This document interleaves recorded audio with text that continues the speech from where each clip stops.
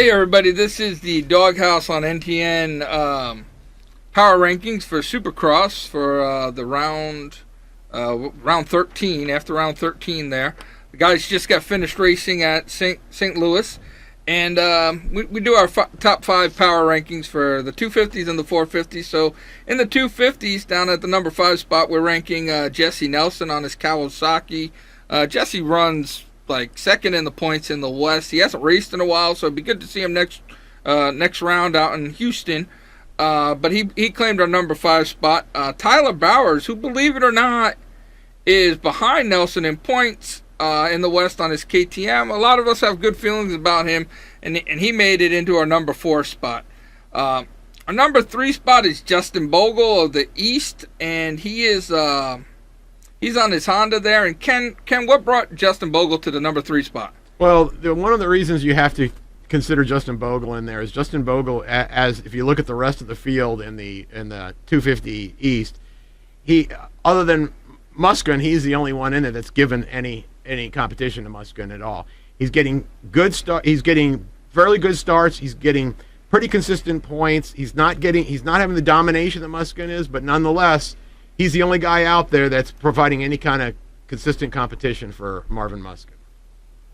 And now the number 2 spot, I'm sorry about that. I'm having a rough day today, and this is normally Emma's job, and she's deserted us to go to Florida. The number 2 spot this week, we have Cooper Webb. Cooper Webb is currently leading the points in the 250 West class. He's on his Yamaha. He's got a 30-point cushion over Jesse Nelson. He seems to be walking away with the championship, although they have a few rounds left. It should be interesting.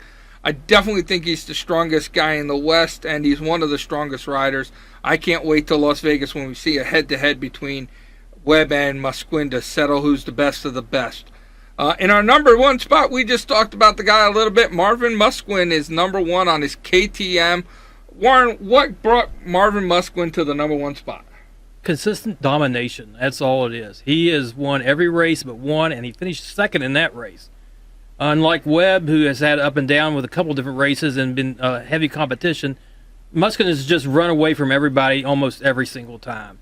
So until somebody can prove that he is not the best, he is the best in our power rankings.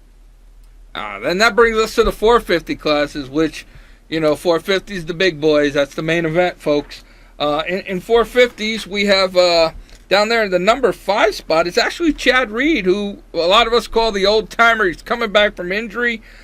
He definitely shows some flashes of brilliance at times. His 2-2 Motorsports Kawasaki there does pretty good. He had a win this season. He's definitely raced up to the front when he's at certain times. The number 4 spot brings in Weston Pike, who just a couple years ago we were talking about as the outsider guy without team sponsorship, the lone dove. He's had some great races. I think something keeping him out of the top 3 spots in our power rankings is the fact that he needs to work on his endurance a little bit. He's not finishing races strong. Number 3 spot is Cole Seeley, and Cole Seeley on his Honda,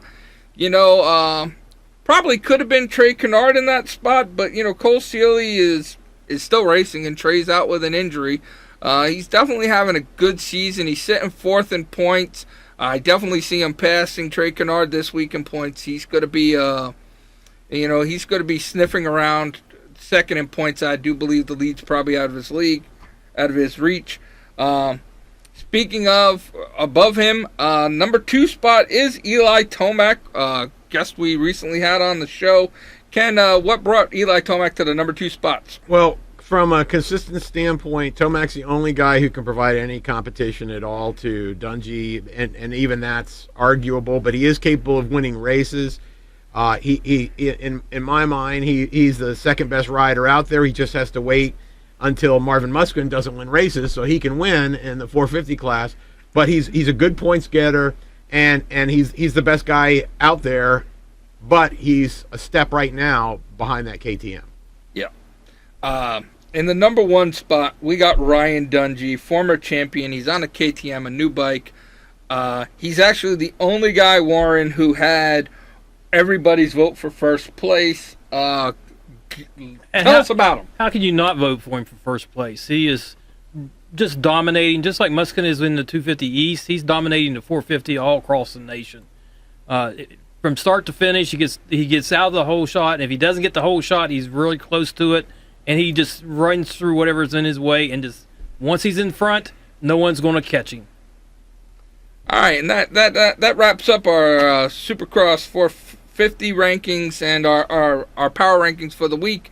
We'll be back after this week. Obviously, is Easter, so the rankings aren't going to change on an off week. We'll be back after the Houston round to let you know where everybody stands. Thanks. Check out our other videos on our page and subscribe.